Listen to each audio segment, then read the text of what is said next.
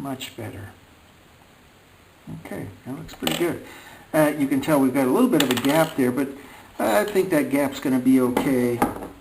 I can come in, grab it at the very tip here, and just kind of squeeze it in. And worst comes to worst, we just put it on the anvil and tap it with a hammer a little bit, and it'll squish it out a little. So, I think it's time to go over, well actually, at this point, it's time to figure out where this bale is going to go. So, I'm looking at that. Let's get the camera over so we can see it.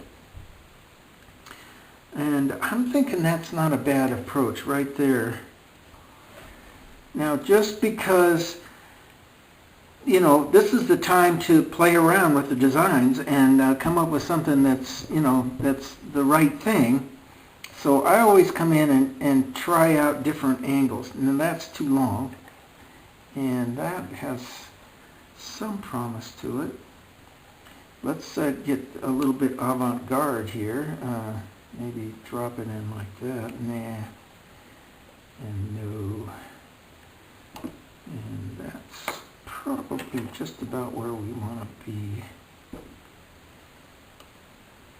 I like the two up on top. So somewhere in there. Now, at this point, I really want that stone to be parallel or perpendicular to the chain or to the bale. So I have to really decide how that's going to hang. And the one way to do that, I'm going to drop this stone in here, kind of push it in so that it stays. And I got a little pair of tweezers here somewhere. There they are. Yes. And so let me reposition. Okay, we've got it there. Now we want this stone to be level, and if you notice, I've tweaked the ends of my little tweezers here, so I can grab this stone and just have it hang. And that, whoops, of course I can't drop it, but that's going to give me, with the weight of the stone in place, it's going to tell me where it's going to hang. So, and it looks like I want to go over just a little bit, and I want that stone to be perfectly level. That looks pretty good. Maybe just a little bit back. There it goes. Nice. Then I just squeeze pressure on the back, and I drag it across the piece. And what you end up with, and I'm going to take a picture of this because I can't get in close enough. So now we've got this little mark right there on the back, and we'll be able to, once we get ready to weld this, we'll be able to use that mark and put our bale right in the place of that mark. Boom, and we'll get an exact level pendant. Now at this point, the piece, it's not polished, but it has been pre-polished a lot, and so what I really want to do is make sure it doesn't get badly fire scaled again. So let's pull you back here, and we're going to look down inside of this jar here. Basically, this is boric acid and alcohol. And I've talked about this before, but it's always good to talk about it again. And I think it needs to stir up a little bit more. There we go. So we dipped the boric acid and alcohol in there. And let's do it the same with the bale. Okay, we're looking for our little scratch mark, which is right there. I'm not sure you're going to be able to see it, but I can see it fairly well. And we've got the back side showing. Normally I'll just come from the front, but for the camera's point of view, let's go ahead and come from the back side. We're going to bring the bale in, and I always use a pair of clamping tweezers to hold the bale. Oops, we want to go the other way.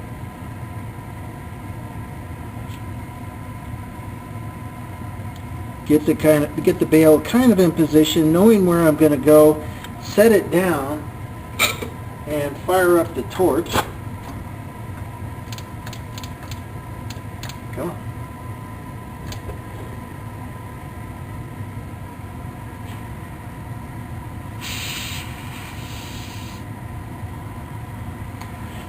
And the boric acid is a flux, but it's not a super flux. It will work in a pinch, but it's always best just to get some real flux in there so that everything works well.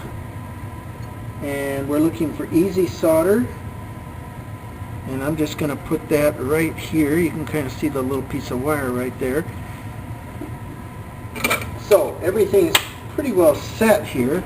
Now what I do is come and bring in my bale into the solder and let the solder flow into the bale. It's going to happen any second here. There we go. So then I got a fair amount of solder in the bale. Now bring it over to my position, making sure everything's squared up, and just heat everything up until it drops, until the solder drops onto and welds everything together.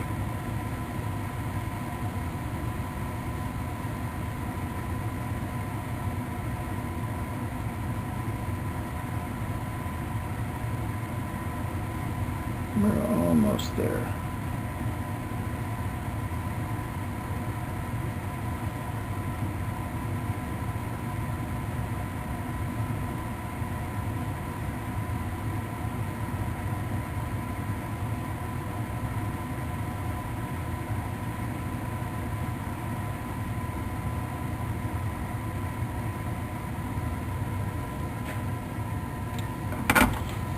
Now, because I did that up in the fly, sometimes things don't come out exactly the way you want them to, but it looks like everything came out pretty good this time.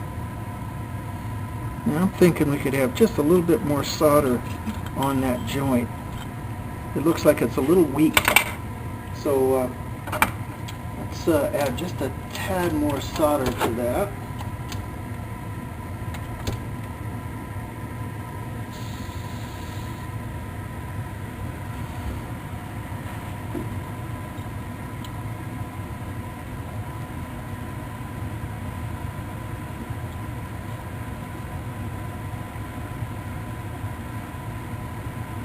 Oops, get off of there. Solder jumped in, so we'll just drop it right there, and that'll be just about right.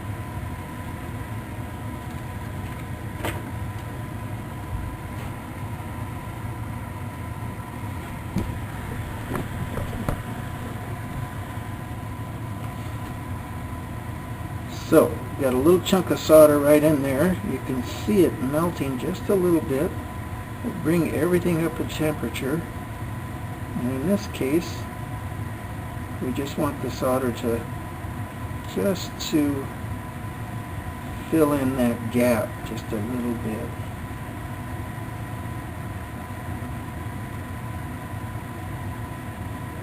Yeah, there we go.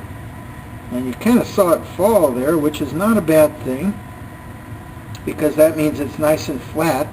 It's got a flat surface. I'm seeing that it just needs a little more solder.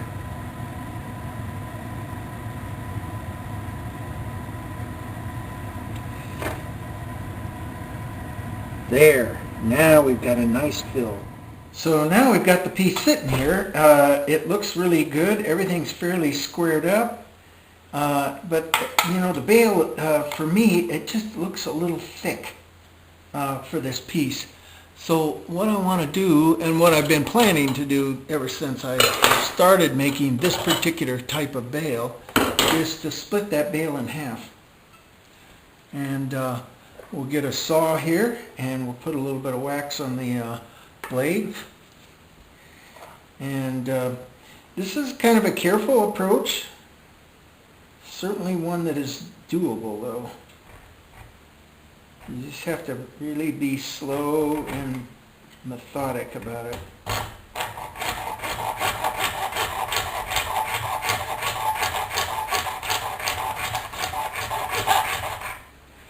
And the problem is that you can come in and you'll be doing fine up on top here, but then as soon as you get past the top, it could walk one direction or the other, and then you end up either sawing the thing in half, or, sawing it in half, not half and half, but you back in here it'll taper off and cut it completely off. So the way I do it is to saw it. I'm only sawing in the place where I can see.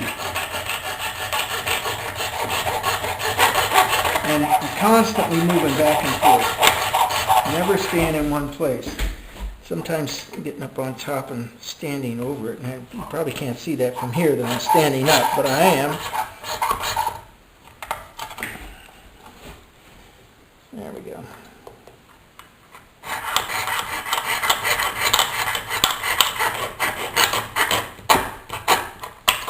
Yeah.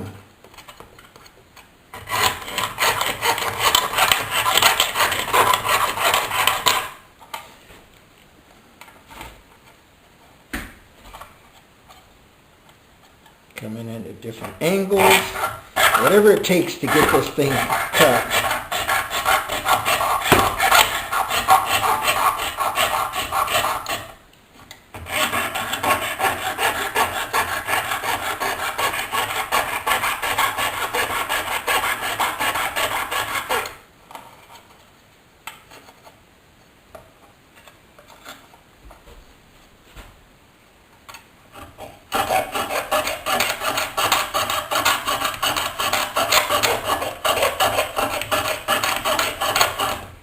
And I'll save you the painful next 10 or 15 minutes.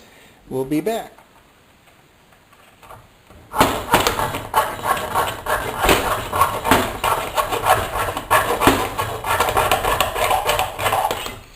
Okay, we got the split done, and we're going to come in a little closer and see if I can see if you can see that.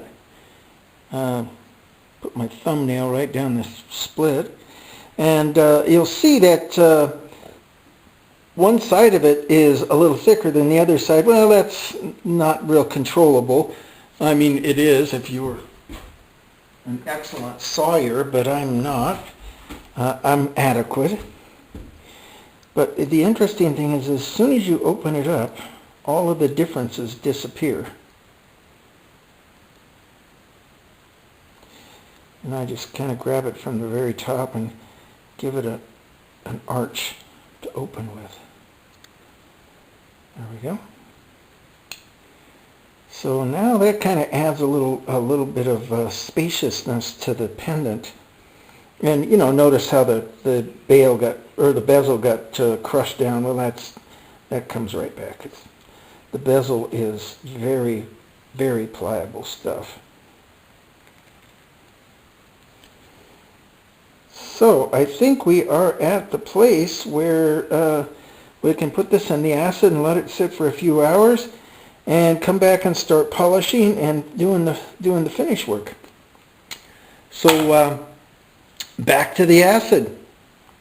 Now, there is one little part in here that I'm going to show you, and let me see if I can get something to point with.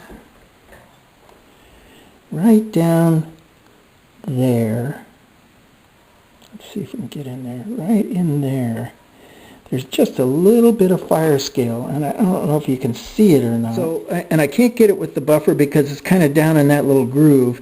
So what I'm going to do is I'm going to come in and sand it a little bit after I set the stone, and that's the fire scale that in 6 months from now is going to start to really show.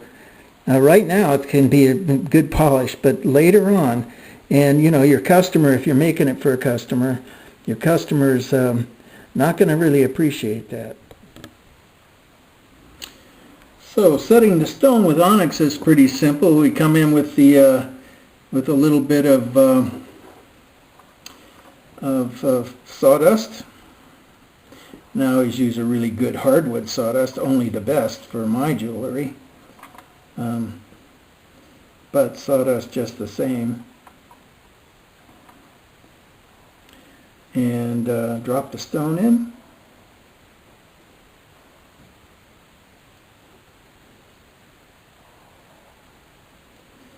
And with onyx there's no backing or anything like that, so literally you can just kind of smush it into place